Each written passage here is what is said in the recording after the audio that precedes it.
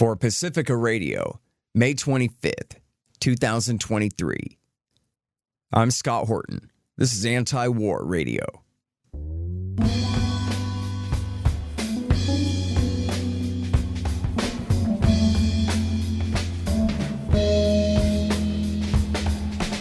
All right, y'all, welcome to the show. It is Antiwar Radio. I'm your host, Scott Horton. I'm editorial director of antiwar.com, and I'm the editor of the book, Hotter Than the Sun, Time to Abolish Nuclear Weapons. You can find my full interview archive at scotthorton.org, almost 6,000 of them now, going back to 2003 there, scotthorton.org, and at youtube.com/Scott Horton Show.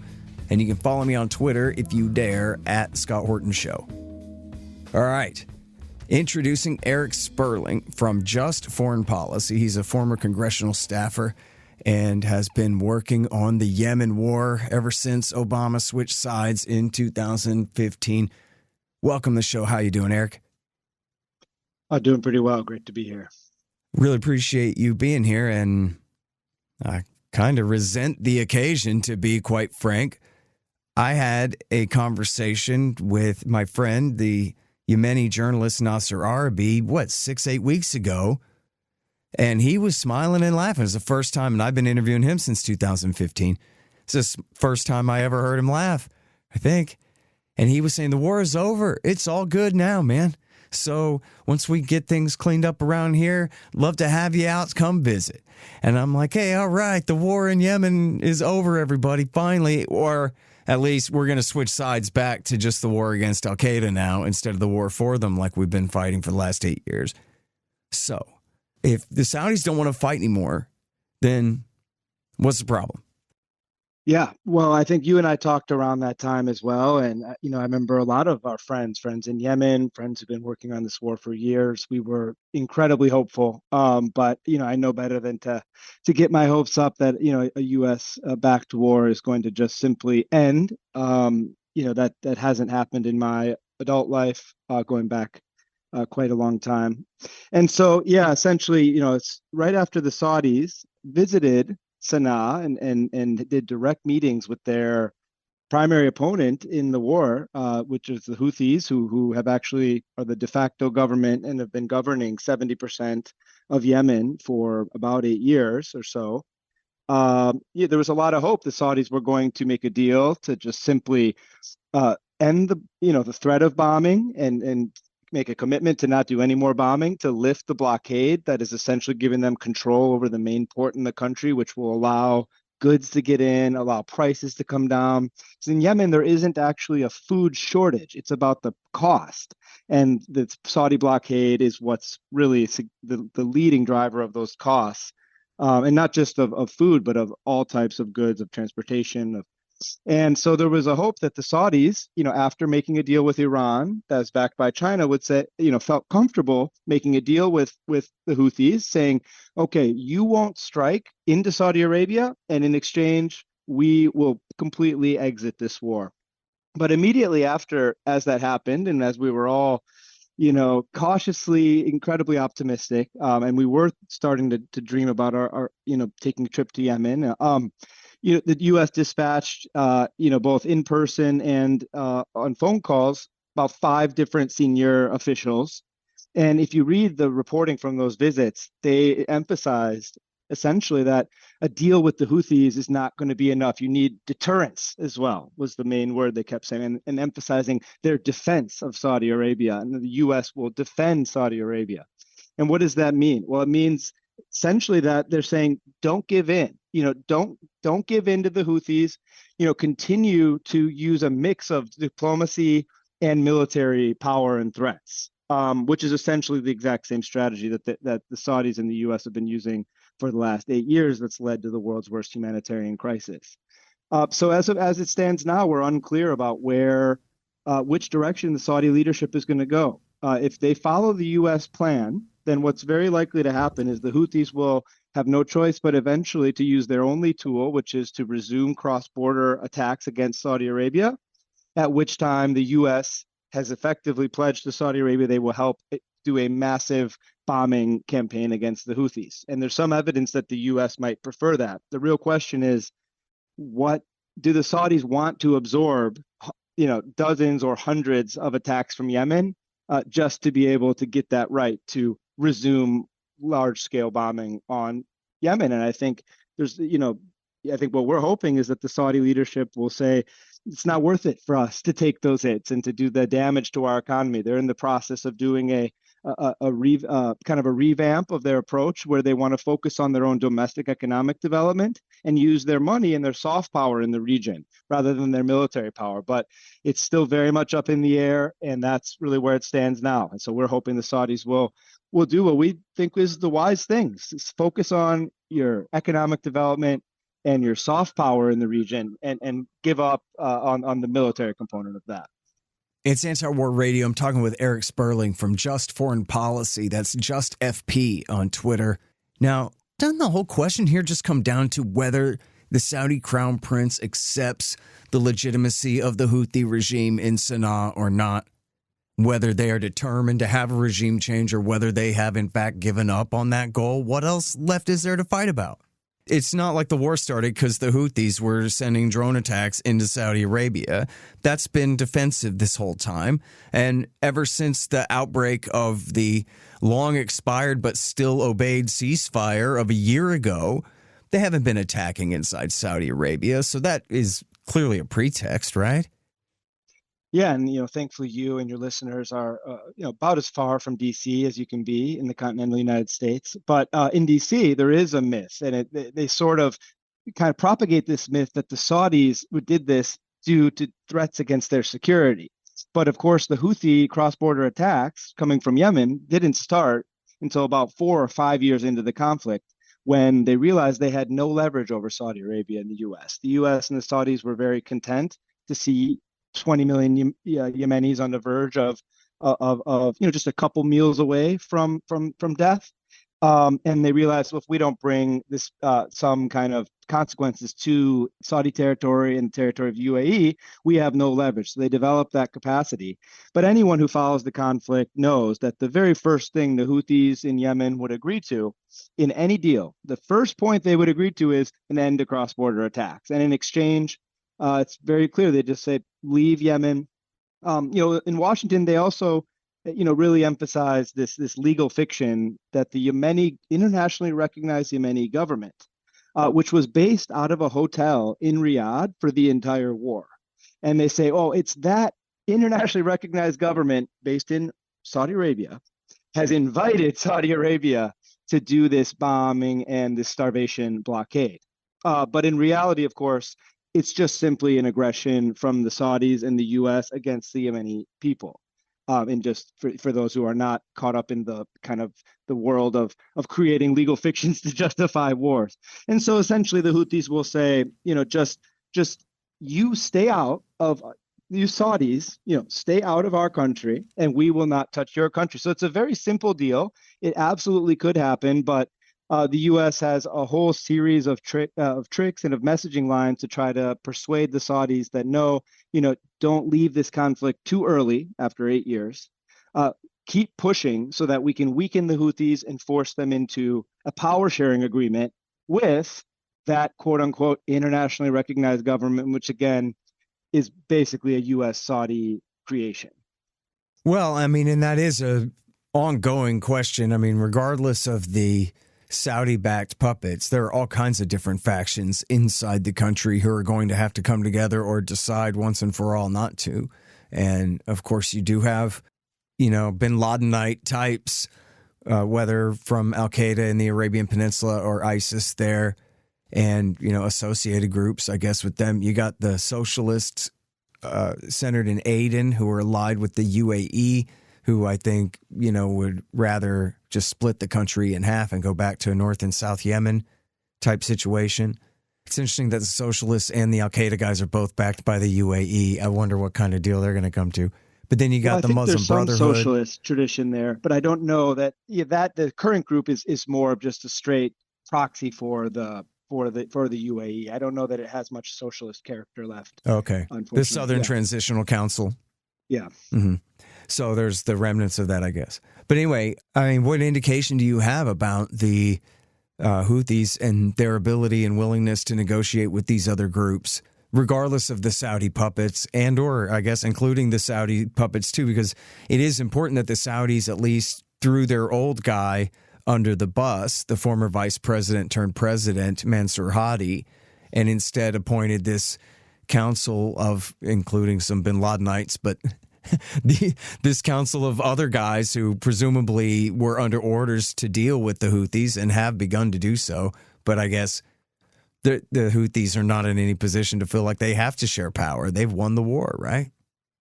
Yeah, exactly. And that's essentially what I would say those who are on the side of continuing the war, that's, a very reasonable argument that they make because, I think we do want there to be a sustainable government in Yemen. We want there to be, peace in Yemen.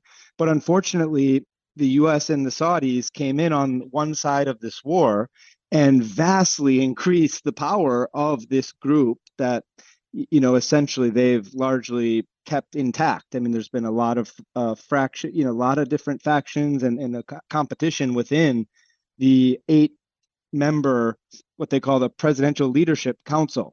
And there's a lot of divisions there, and it's really the U.S. and the Saudis that are keeping them together. So, I think once you remove tens of billions of dollars of military and intelligence support and diplomatic support from that group, then that does kind of change the balance of power a bit. And when you really leave it to just Yemenis, the Houthis is, for as much as people in Washington don't like to admit it, they're from Yemen. They are Yemeni, and that's something that you don't really hear people in Washington reflect too often. They do try to give the impression that the Saudi-backed side is also totally Yemeni when it actually has tens of billions of dollars in U.S. Saudi support. So it's very possible that there would be once the U.S. and the Saudi military support ends, if we are able to finally accomplish that after 8 years, it is possible there would be some ongoing fighting inside of Yemen. But that will all be part of a process that was going to happen in any case, because the Yemeni parties will have to decide how to strike a balance among them that is actually sustainable and that doesn't rely on tens of billions of dollars in U.S. military support for the indefinite future. And the interesting thing, you mentioned the Al-Qaeda component. I just wanted to add that, Secretary of Defense Lloyd Austin, at the time this war broke out, there was a really interesting report that he was furious because the Houthis were a close anti-terror, anti-Al-Qaeda partner of the United States at that time. So he was horrified that the U.S. would be now backing a Saudi war against the partner that had been fighting one of the most dangerous Al-Qaeda branches, which is the Al-Qaeda in the Arabian Peninsula, AQAP, based in Yemen. So, the other thing I would say, that I think is not reflected in Washington is their approach has been the stick approach, which is do massive bombing, tens of thousands of bombs, do the starvation blockade. But there's that's the stick approach. There's also a carrot approach that they, for some reason, never consider attempting, right? Like you could offer, for example, reconstruction aid or support or things that the Houthis want and condition that on, meeting certain goals that, say, the international community or that certain other Yemeni factions want. They're really great at the stick approach. They're so great at it that arguably, the war became genocidal. The stick was so extreme, but they never try the carrot approach. And I think it's time, given that the Houthis were a partner of the United States in fighting Al-Qaeda, there's certainly space for cooperation there. And I think, offering and incentivizing inclusive government or incentivizing certain behavior by offering certain types of support, such as reconstruction support, is something that hasn't been tried and we really think would make a lot more sense. Hang on just 1 second. Hey, y'all, the audiobook of my book, Enough Already, Time to End the War on Terrorism, is finally done. Yes, of course, read by me. It's available at Audible, Amazon, Apple Books, and soon on Google Play and whatever other options there are out there. It's my history of America's war on terrorism from 1979 through today. Give it a listen and see if you agree. It's time to just come home. Enough already. Time to end the war on terrorism. The audiobook. Hey guys, I've had a lot of great webmasters over the years, but the team at expanddesigns.com have by far been the most competent and reliable. Harley Abbott and his team have made great sites for the show and the Institute, and they keep them running well, suggesting and making improvements all along. Make a deal with expanddesigns.com for your new business or news site. They will take care of you. Use the promo code SCOTT and save $500. That's expanddesigns.com. Man, I wish I was in school so I could drop out and sign up for Tom Woods' Liberty Classroom instead. Tom has done such a great job on putting together a classical curriculum for everyone from junior high schoolers on up through the postgraduate level. And it's all very reasonably priced. Just make sure you click through from the link in the right margin at scotthorton.org. Tom Woods' Liberty Classroom.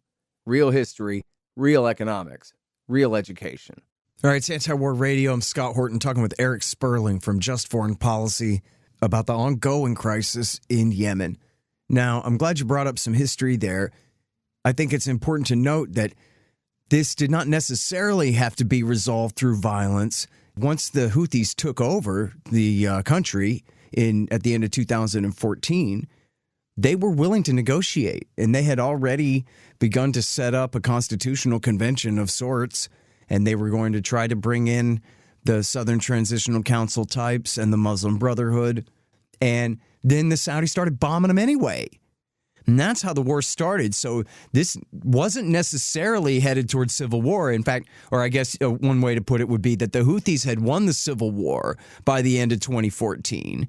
And then the foreign invasion began 3 months later because, as you said, and this is also very important too, people can check the Wall Street Journal from January the 30th, 2015.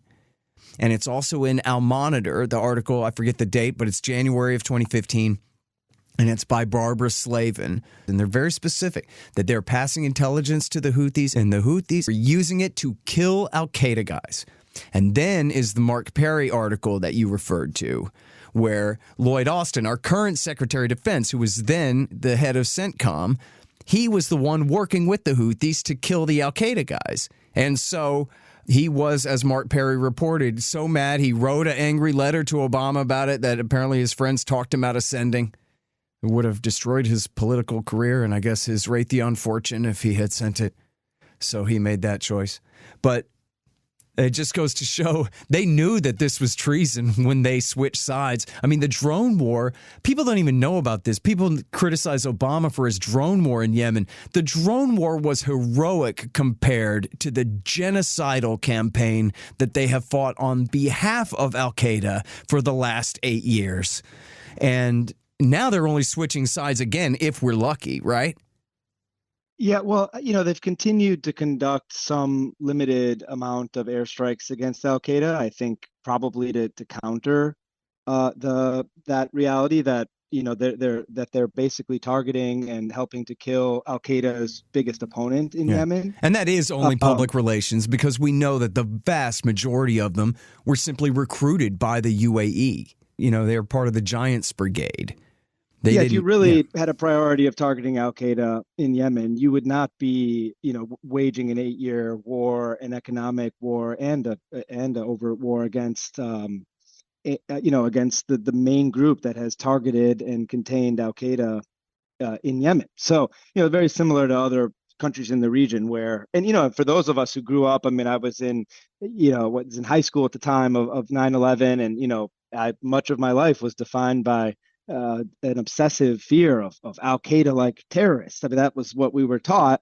And so it's amazing when you're in Washington, all of a sudden, no one has anything to say about that. We barely talk about it because, the people in Washington are so conditioned to simply switching sides when it's in the geopolitical interest to do so that, we barely even get to make the argument that, hey, don't you remember Al-Qaeda in the Arabian Peninsula? Like, wouldn't it, right, or isn't it important to counter them? Yeah. In Washington, no one even talks about that at this point. It's really remarkable to see that, that type of switch. Yeah. Well, most of them don't know, they couldn't tell you a Sunni from a Shiite in any way whatsoever.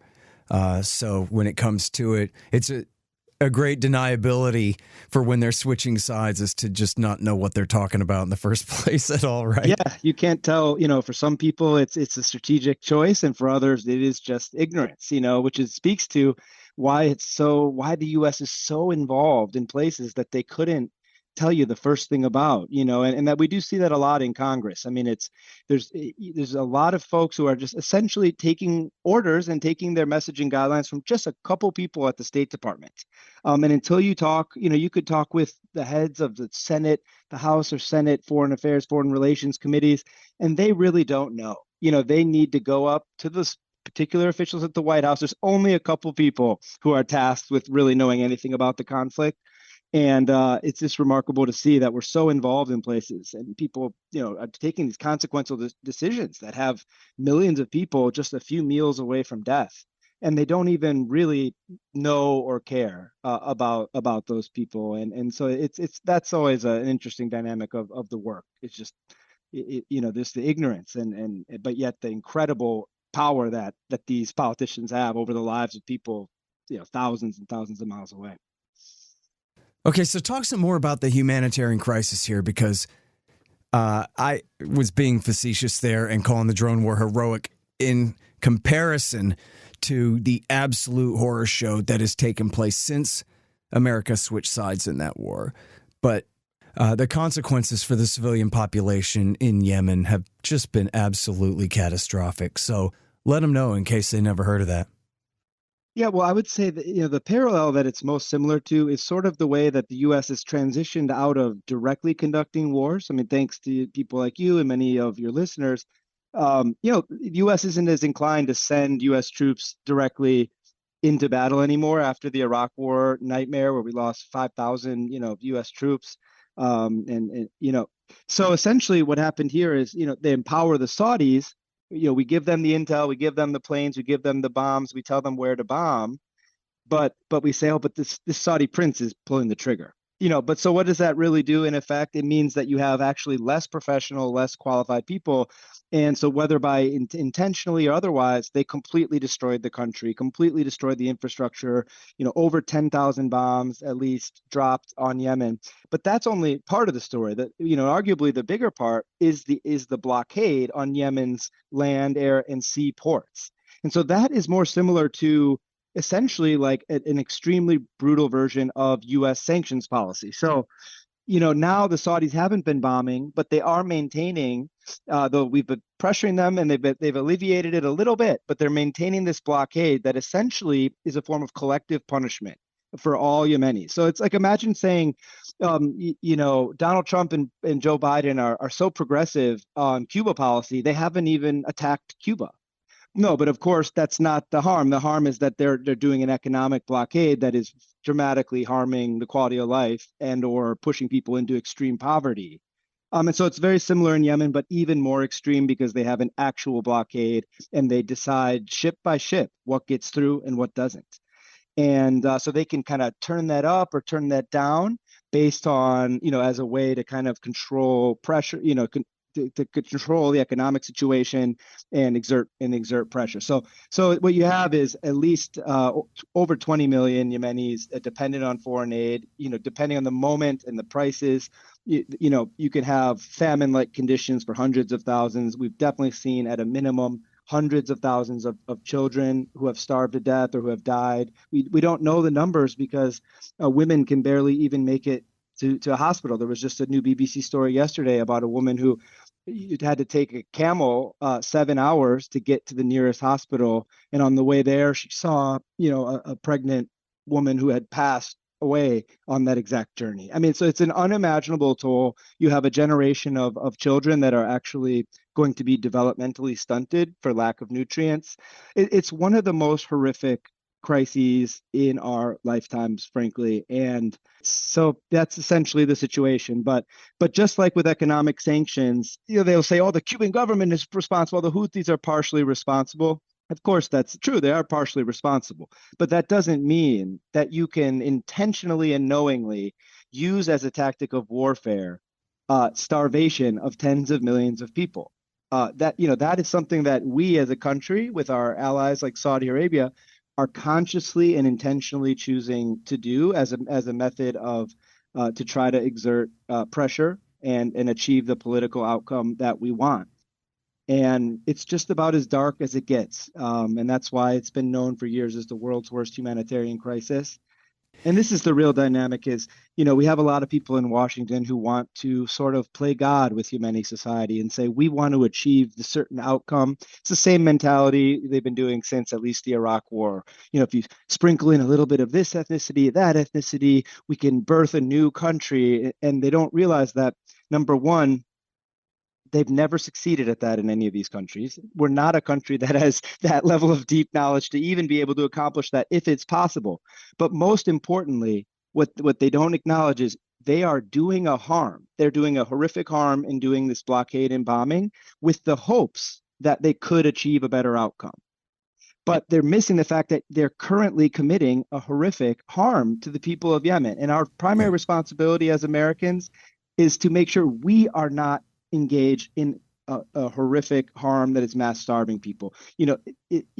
There's always a duty, much more than, the secondary duty is stop others from doing harm. But our primary duty is to stop ourselves, our own actions from harming. And that's really what's missing in Washington in sort of this humanitarian intervention mentality that has never worked and ends up, again, implicating us in unimaginable hunger, starvation, and destruction of Yemen. All right. So to finish up here, it's Antiwar Radio, talking with Erik Sperling.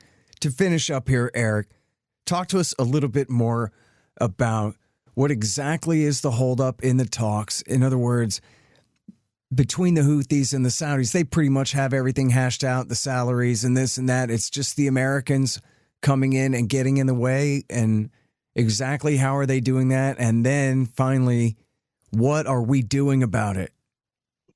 Yeah, so I think the Saudis, like I mentioned earlier, that the Saudis have, at least certain faction in the Saudis tend to think that their interests will be better suited to sign a deal with the Houthis, who are the de facto government of Yemen. They control at least 70% of the country, including the capital, and they've done so for about 8 years. To make a deal with them that says, okay, if you do not strike inside our territory, we will end our threat of airstrikes and we will lift our blockade and allow you to function as a country for the first time in 8 years. And there are those in the U.S., including super hawkish Brett McGurk, even the U.S. envoy to Yemen, Tim Lenderking, who says he's pursuing peace, but what they're actually encouraging Saudi Arabia to do is stay in the war until they can get a quote unquote inclusive deal. That means, essentially weakening the Houthis and getting them to agree to share power with the U.S. and Saudi-backed proxies. So the split is essentially between those in Saudi Arabia who are going to say, let's get out of this war. Let's ensure there's no more attacks on Saudi Arabia.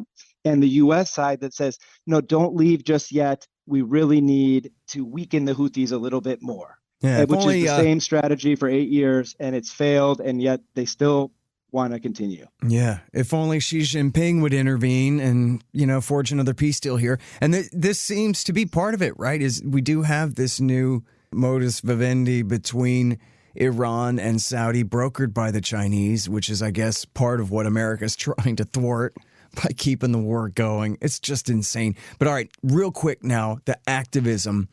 Just foreign policy and which all groups are spearheading an effort to do what? Well, I think we're working to continue that congressional pressure. We've had almost every Democrat in Congress has voted to end all U.S. support for this war. Ending U.S. support for the war would ensure that the Saudis cannot bomb anymore. They had to completely depend on the United States to bomb. So if we end that support, the Saudis will have no choice but to get out, to sign that deal and get out. A group of about 40 Congress members just wrote a letter, which activist groups help support. And they essentially said exactly that, which is, and tell the Saudis you will not support any further airstrikes and force them to make this deal. So for those listening, I think you could look at your member of Congress, reach out to them and see where they stand on the Yemen war and make clear that you want the U.S. to tell the Saudis that there will be no resumption in U.S. support for further airstrikes or the blockade. And if you do that, and you come to our Twitter at justfp,